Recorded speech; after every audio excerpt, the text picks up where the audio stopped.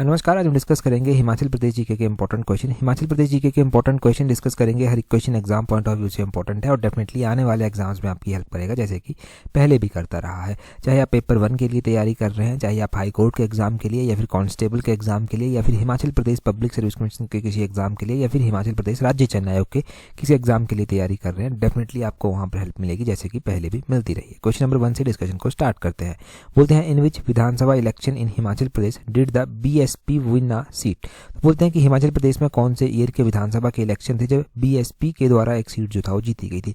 BSP का मतलब है बहुजन समाज पार्टी, जैसे कि इंडियन नेशनल कांग्रेस आपको देखने को मिलती है, उसको आईएनसी कर लिख देते हैं। भारतीय जनता पार्टी देखने को मिलती है, जिसको बीजेपी बोलते हैं। वैसे ही बीएसपी भी है बहुजन समाज पार्टी। बहुजन समाज पार्टी के द्वारा जो था किस साल हिमाचल में जो था वो विधानसभा के इलेक्शन में सीट जीती गई थी। तो वर्ष 2007 की बात है जब बहुजन समाज पार्टी के द्वारा हिमाचल में इलेक्शन में सीट जीती गई थी। ऐसे रेयर क्वेश्चन होते हैं जो पूछे जाते हैं। अब ये रेयर इंस्टेंस है कि बीएसपी के द्वारा भी यहाँ पर जो है वो कोई सीट जो है वो जीती गई। जब यहाँ पर 2007 में जो है वो इलेक्शन होते हैं तो यहाँ पर जो है वो पार्टी जो बनती है, सरकार जो बनती है वो किसकी बनती है, वो भारतीय जनता पार्टी जो है वो यहाँ पर जीत कर आती है। भारतीय जनता पार्टी को टोटल 41 सीट्स जो है वो मिलती है। दूसरे नंबर पर इंडियन नेशनल कांग्रेस रहती है। 23 सीटें जो था वो इंडियन नेशनल कांग्रेस को मिली थी। 23 सीटों के बाद जो था वो बीएसपी को जो था वो एक सीट जो था वो यहाँ पर मिली थी, और बीएसपी के अलावा जो था वो बाकी बची हुई 3 सीटें जो था वो इंडिपेंडेंट मेंबर के द्वारा जो था वो जीती गई थी। अभी भी हम प्रेजेंट टाइम का सिनेरियो देखते हैं कि 2022 के इलेक्शंस के अकॉर्डिंग जो है वो क्या इंपॉर्टेंट है। देखिए, हिमाचल प्रदेश में ना टोटल कितनी विधानसभा की सीटें हैं, टोटल जो है वो हिमाचल प्रदेश में जो है वो 68 विधानसभा की सीटें हैं। और प्रेजेंट टाइम में हम सिनेरियो देखते हैं तो वो भी इंपॉर्टेंट हो जाता है कि कितनी किस पार्टी की सीटें हैं। इस टाइम हमारे पास भारतीय जनता पार्टी और इंडियन नेशनल कांग्रेस को ही मेजॉरिटी देखने को मिलती है। इंडियन नेशनल कांग्रेस को जो है वो यहाँ पर कितनी सीट्स मिली हैं, इंडियन नेशनल कांग्रेस को 40 सीटें जो है वो मिली हैं। बाकी की जो बच जाती हैं 28 सीटें जो है वो भारतीय जनता पार्टी को जो है वो मिलती हैं। तो ये प्रेजेंट टाइम का सिनेरियो है। 2007 में जब इलेक्शन हुए थे तो उस टाइम जो था वो मुख्यमंत्री कौन बने थे। जब 2007 में इलेक्शन हिमाचल प्रदेश में हुए थे तो 2007 के इलेक्शन में बीजेपी जीती थी और प्रेम कुमार धूमल जो था वो यहाँ के जो था वो मुख्यमंत्री जो था वो बने थे। प्रेम कुमार धूमल जो था वो 2 बार हिमाचल के मुख्यमंत्री रह चुके हैं। एक बार तो ये 2007 में बने, 2012 तक इनका कार्यकाल रहा, और उससे पहले ये 1998 में जो था वो बने थे। 1998 में बने थे और 2003 तक इनका कार्यकाल जो था वो रहा था। तो ये भी आपने ध्यान रखना है कि कौन कब मुख्यमंत्री जो था वो रहा था। 2003 से 2007 तक वीरभद्र सिंह जो था वो हिमाचल के मुख्यमंत्री रहे थे। अगला क्वेश्चन देखते हैं हमारे पास क्या बोलते हैं। अगले क्वेश्चन में बोलते हैं हु मेड द फिल्म का नाम है ये याक शिप ऑफ द माउंटेन। तो बोलते हैं एक फिल्म है ये याक शिप ऑफ द माउंटेन। इस फिल्म को जो है वो किसके द्वारा बनाया गया है। अगर हम फिल्म की बात करते हैं कि ये फिल्म बनाई गई है तो हिमाचल से रिलेटेड है। याक शिप ऑफ माउंटेन फिल्म करके ये जो है वो रीनू नेगी के द्वारा जो है वो बनाई गई है। रीनू नेगी जो है वो इसका सही आंसर हो जाएगा। रीनू नेगी के द्वारा बनाई गई है। क्या इस तरह का क्वेश्चन इंपॉर्टेंट है? ये स्टार लर्नर क्वेश्चन है, इंपॉर्टेंट क्वेश्चन है। खासकर जो Himachal Pradesh public service commission के एग्जाम होते हैं उनमें पूछे जाने की पूरी संभावना है ऐसा क्वेश्चन। अब देखो, अगर ये क्वेश्चन पूछा जाता है तो ऐसा जो है वो पूछा जाएगा, परंतु यहाँ से रिलेट कर हम कुछ क्वेश्चन जो है वो पढ़ते हैं। जैसे कि याक ब्रीडिंग फार्म जो है वो कहाँ पर स्थित है हिमाचल प्रदेश में। अगर हम याक ब्रीडिंग फार्म की बात करते हैं तो वो लरी में जो है वो स्थित है। लरी जो है वो कहाँ पर पड़ता है? लरी जो है वो लाहौल स्पीति में जो है वो पड़ता है। लाहौल स्पीति के इस लरी में ही जो है वो एक हॉर्स ब्रीडिंग फार्म भी जो है वो स्थित है। हॉर्स ब्रीडिंग फार्म भी जो है वो लरी में ही है और याक ब्रीडिंग फार्म भी जो है वो लरी में ही है। बेसिकली ऐसा बोलते हैं कि जो हॉर्स ब्रीडिंग फार्म है ना लरी में, वहीं पर याक ब्रीडिंग फार्म भी जो है वो बना दिया गया है। हम 2023-24 का डाटा भी देखेंगे याक और हॉर्स के बारे में। 2023-24 का अगर हम डाटा देखते हैं तो ये जो याक ब्रीडिंग फार्म है लरी में, इसमें कितने याक जो है वो रखे गए हैं, तो इसमें 59 याक जो है वो रखे गए हैं। ये जो हॉर्स ब्रीडिंग फार्म है इसमें कितने हॉर्स जो है वो रखे गए हैं? हॉर्स ब्रीडिंग फार्म में जो है वो 84 हॉर्सेज जो है वो रखे गए हैं। तो ये हमारे पास फाइनेंशियल ईयर इकोनॉमिक सर्वे 2023-24 का जो है वो डाटा है जो कि इंपॉर्टेंट है। तो ये तो हो गया यहाँ पर याक हॉर्स के बारे में। एक मूवी हमने पढ़ ली यहाँ पर याक शिप, जिसका नाम है याक शिप ऑफ द माउंटेन। ऐसा ही हमने पिछले कल भी एक क्वेश्चन पढ़ा था। पिछले कल हमने जो है वो 3 घंटे की जो है वो लगातार नॉन स्टॉप जो है वो एक मैराथन क्लास डिस्कस की है हिमाचल जीके की।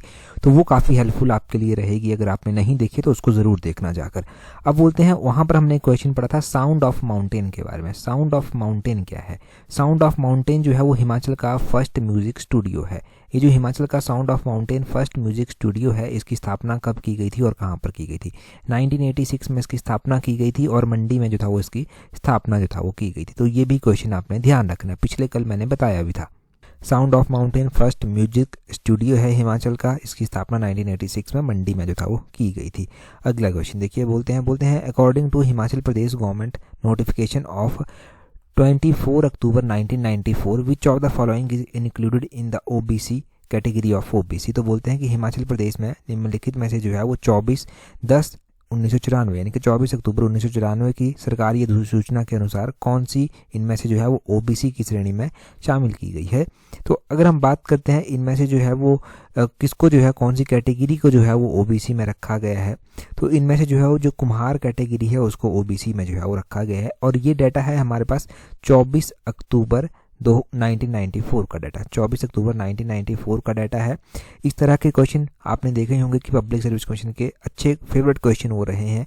ऐसे स्पेसिफिक ईयर कर वो कोई भी कहीं से भी उठाकर क्वेश्चन पूछ लेगा। अगर आता हो क्वेश्चन तो टिक करना चाहिए, अगर ना आता हो तो छोड़ देना चाहिए, क्योंकि वो नंबर काट भी लेता है अगर गलत हो जाए नेगेटिव मार्किंग में जाकर। अगर हम बात करें यहाँ से, अगर हम कुम्हार कम्युनिटी कास्ट के बारे में बात करते हैं तो यहाँ से भी क्वेश्चन एग्जाम में बनता है। एक तो इनका ट्रेडिशनल जो वर्क है वो पूछ लिया जाता है कि ट्रेडिशनली ये क्या काम करते हैं। तो जो मिट्टी के बर्तन बनते हैं, अर्थन पॉट जो होते हैं, उनको बनाने का काम जो है ये करते हैं। इनके बीच में जो मुख्य रूप से मैरिज का टाइप आता है वो कौन कौन सा आता है, इनके बीच में जो है वो बट्टा सट्टा कर जो है मैरिज का टाइप जो है वो आता है, और धर्म पुण्य कर भी एक इनके बीच में मैरिज का टाइप जो है वो आता है। और इनके बीच में ही हम देखते हैं कि जो मुख्य रूप से जो है वो इनके स्पेशल फूड हैं उसमें बबरू और एंकली कर जो है वो इनके जो है वो मुख्य फूड जो है वो आते हैं।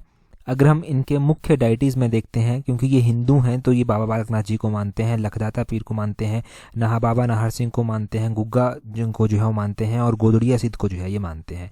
तो इस तरह से जो है ये अलग अलग करके जो है वो मानते हैं। और इनमें जो है वो कुछ फॉलोअर राधा स्वामी सेक्ट के भी होते हैं।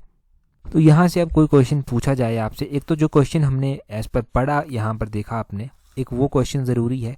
इसके अलावा एक क्वेश्चन ये भी ज़रूरी है कि इनका ट्रेडिशनल वर्क क्या है। ट्रेडिशनल वर्क और यहाँ पर जो क्वेश्चन हमने पढ़ा वो दोनों क्वेश्चंस आपने ध्यान रखने। अगला क्वेश्चन देखिए क्या बोलते हैं which dialect is spoken in Rampur and Kotgarh region of Himachal Pradesh. तो बोलते हैं कि रामपुर और कोटगढ़ क्षेत्र में जो है कौन सी बोली बोली जाती है। अगर हम डिस्ट्रिक्ट शिमला के रामपुर और कोटगढ़ क्षेत्र की बात करते हैं तो वहाँ पर कोची भाषा जो है वो बोली जाती है। ऑप्शन ए सही आंसर है। हिमाचल की लैंग्वेजेस के ऊपर भी एक ना एक क्वेश्चन जो है वो बनता है। तो हिमाचल की लैंग्वेजेस के बारे में जानते हैं। तो हिमाचल की लैंग्वेजेस के ऊपर यहाँ पर देखिए मैंने अच्छे से जो है वो यहाँ पर मेंशन किया हुआ है कि हिमाचल प्रदेश में जो हिमाचल के जो एंशिएंट इनहेबिटेंट थे वो कुलारिया भाषा का इस्तेमाल जो है वो करते थे। मलाना के जो लोग हैं उनके द्वारा कनाशी भाषा जो है वो बोली जाती है। मलाना डिस्ट्रिक्ट कुल्लू में जो है वो आता है। कुमारसेन, कोटगढ़ और रामपुर के लोगों के द्वारा जो है कोची भाषा बोली जाती है। जुब्बल, कोटखाई और रोहडू के लोगों द्वारा जो है वो बैरबेरी भाषा बोली जाती है। मंचद और चिनाली भाषा स्वांगलास के द्वारा बोली जाती है। किन्नौर के लगभग 75% लोग जो है मंचद भाषा बोलते हैं। और तिनानी भाषा जो है वो चंद्रा वैली के लोगों के द्वारा शिशुल एरिया में जो है वो बोली जाती है। तो ये हिमाचल की लैंग्वेजेस के बारे में जो है वो इंपॉर्टेंट पॉइंट्स हैं। ये इंपॉर्टेंट पॉइंट्स आपने ध्यान रखने। ये क्वेश्चन भी बहुत बार पूछा गया है कि हिमाचल की एंशिएंट इनहेबिटेंट्स के द्वारा कौन सी लैंग्वेजेस बोली जाती थी। तो HPSSC इस तरह के क्वेश्चन पूछ लेता था। अब जो क्वेश्चन बन सकता है वो स्टेटमेंट में बन सकता है। तो स्टेटमेंट में भी आपने ध्यान रखना है। एक तो कुमारसेन, कोटगढ़, जुब्बल, कोटखाई, मंचद हो गया, स्वांगलास के बीच में हो गया, और किन्नौर का 75% लोग जो है मंचद भाषा बोलते हैं। तिनानी भाषा जो है वो शिशुल एरिया में बोली जाती है, चंद्रा वैली में। इतना काफ़ी है यहाँ से याद रखने के लिए। अगले क्वेश्चन की ओर चलते हैं। नेक्स्ट क्वेश्चन में क्या पूछा गया है।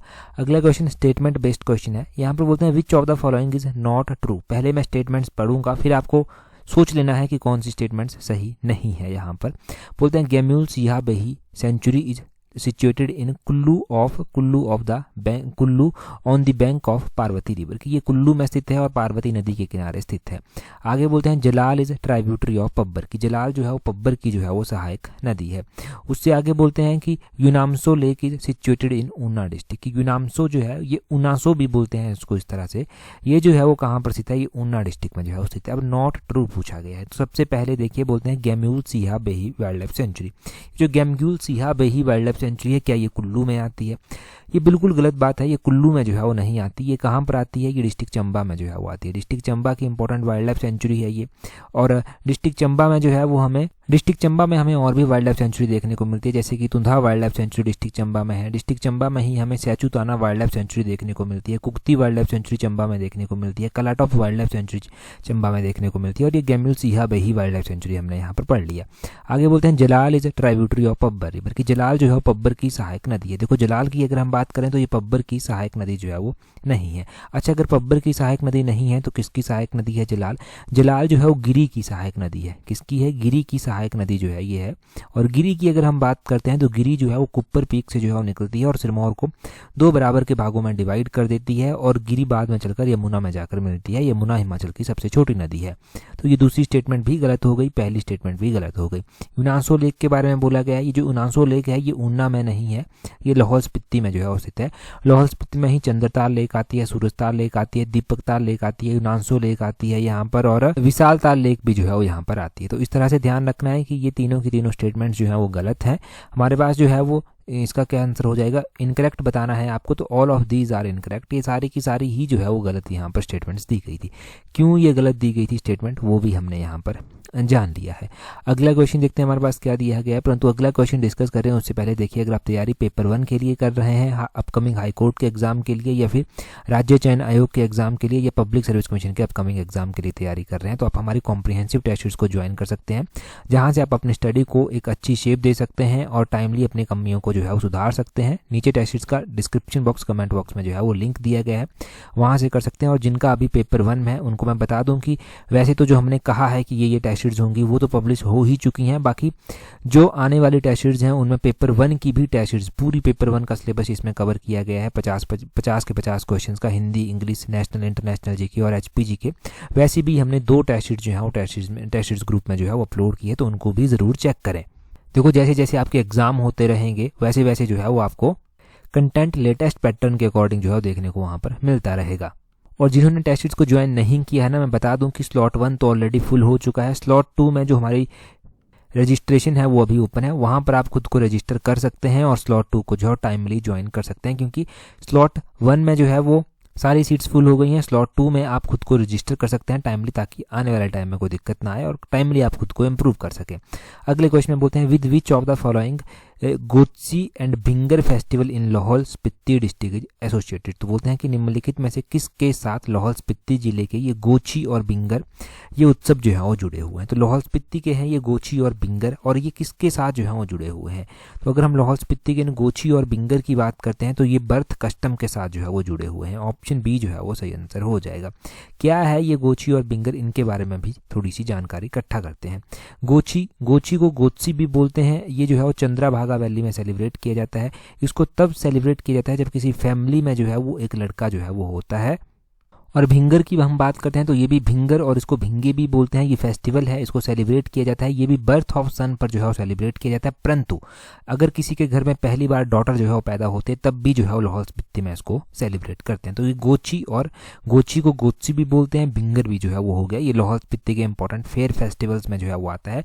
ऐसे ही हमें लाहौल स्पीति में जो है वो लदराचा मेला देखने को मिलता है, शिशु मेला देखने को मिलता है, भूमखोर फेस्टिवल देखने को मिलता है, हालदा फेस्टिवल देखने को मिलता है, हालदा न्यू ईयर फेस्टिवल है, हमें लोसर फेस्टिवल देखने को मिलता है, हमें ग्यागो फेस्टिवल देखने को मिलता है, और यावे फेस्टिवल देखने को मिलता है। भिंगर हमने पढ़ लिया, गोची हमने पढ़ लिया, गोत्सी हमने पढ़ लिया। तो इस तरह के अलग अलग फेस्टिवल जो है हमें लाहौल स्पीति में जो है देखने को मिलते हैं, जो लाहौल स्पीति में टाइम टू टाइम जो है सेलिब्रेट किए जाते हैं। और हर एक फेस्टिवल का अपना जो है वो इंपॉर्टेंस रहती है, इनकी इंपॉर्टेंस आपने ध्यान रखनी है।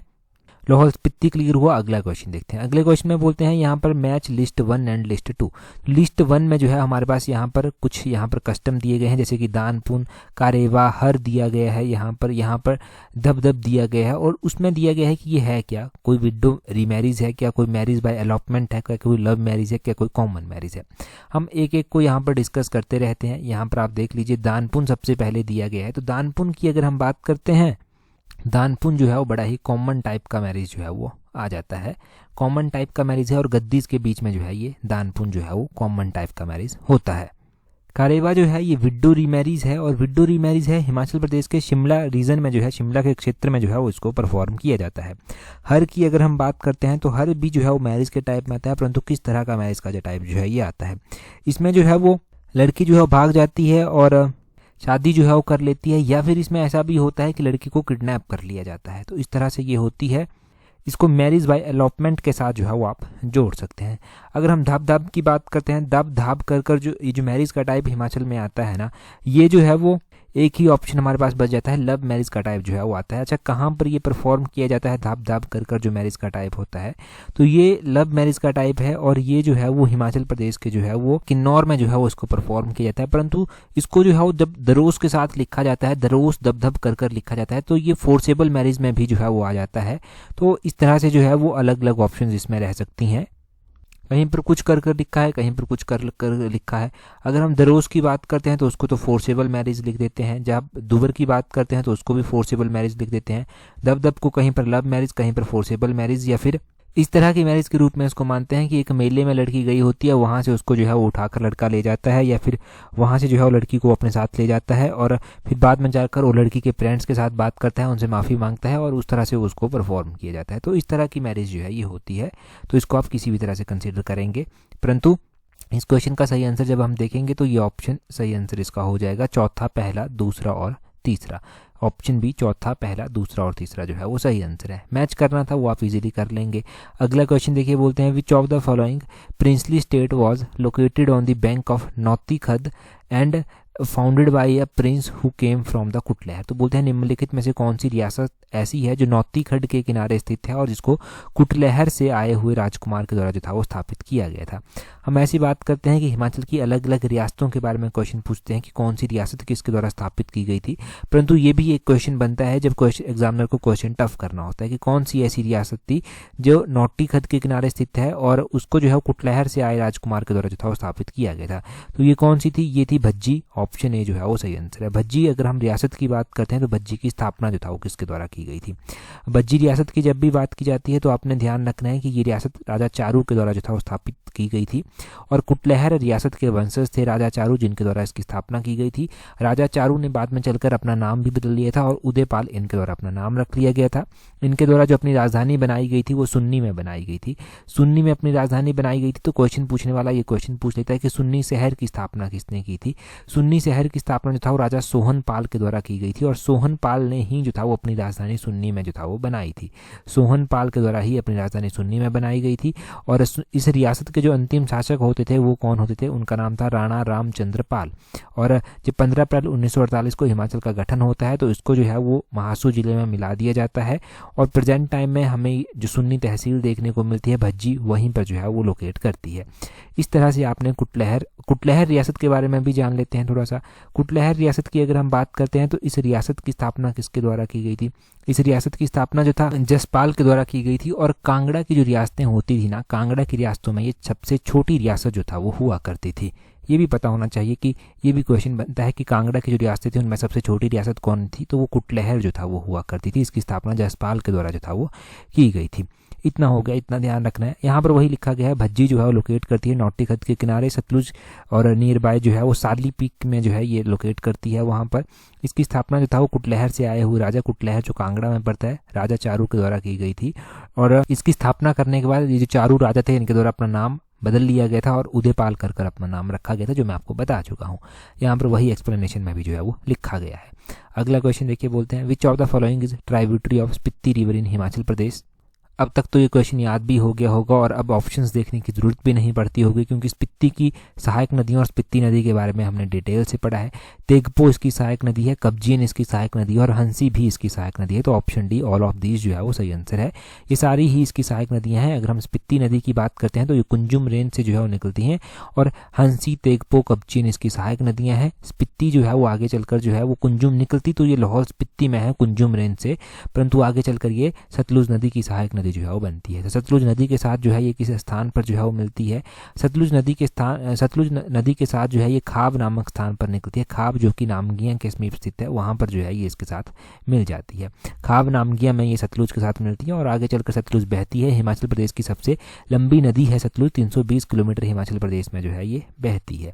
320 किलोमीटर हिमाचल में सतलुज बहती है। और सतलुज नदी जो है ना वो मानसरोवर झील, रक्सताल झील किस्मी तिब्बत से निकलती है और हिमाचल प्रदेश में ये सिपकी दर्रे किस्मी डिस्ट्रिक्ट किन्नौर में सबसे पहले एंटर करती है और धीरे धीरे अलग अलग डिस्ट्रिक्ट से होकर बहती है। उसके बाद हिमाचल प्रदेश को छोड़ने की अगर हम बात करते हैं तो भाखड़ा डैम किस्मी पे, भाखड़ा गाँव है, एक डैम तो है ही है, भाखड़ा गाँव किस्मी पे छोड़कर पंजाब में प्रवेश कर जाती है। उससे आगे भी बहती रहती है और इंडस में जाकर ये मिलती है और इंडस जो है वो अराबियन सी में जो है वो मिल जाती है, अरब सागर में जाकर मिल जाती है और इंडस सिंधु नदी को बोलते हैं। इतना यहाँ से आपका क्लियर हो गया डाउट। अगर आपने पेपर 1 की टेस्ट सीरीज डिस्कस की है तो वहाँ पर रिवर्स के ऊपर एक अलग से टेस्ट सीरीज बनी हुई है, वीडियो एक्सप्लेनेशन में रिवर्स के बारे में सब कुछ वहाँ पर बताया भी गया है, तो वहाँ पर आपने और भी अच्छे से चीज़ों को रिवाइज किया होगा।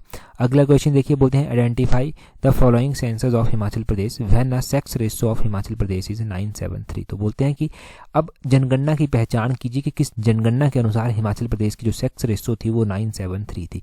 इस तरह के क्वेश्चन पूछे गए थे पेपर 1 में। अगर हम बात करते हैं 2011 की जनगणना के अनुसार, 2011 2001 की जनगणना हुई, फिर 1991 की जनगणना हुई, फिर 1981 की जनगणना हुई। इनके अकॉर्डिंग अगर हिमाचल की जो है वो आप सेक्स रेशो देखते हैं तो 2011 में 972 जो था वो हिमाचल की सेक्स रेशो होती थी। यहाँ पर दिया गया है 973। अब ना गलती से भी ये मत सोच लेना कि एग्जामिनर ने जो है वो 972 लिखना था, उसने 973 यहाँ पर लिख दिया। एक ही नंबर का फर्क तो है, एक नंबर के चक्कर में क्वेश्चन ही गलत हो जाएगा, क्योंकि 2011 की जनगणना के अनुसार 972 थी। अगर 2001 की जनगणना के अनुसार देखते हैं तो 968 जो था वो ये थी सेक्स रेशो हिमाचल की, और 1991 की जनगणना के अकॉर्डिंग अगर आप देखते हैं तो 976 जो था वो हिमाचल की सेक्स रेशो थी।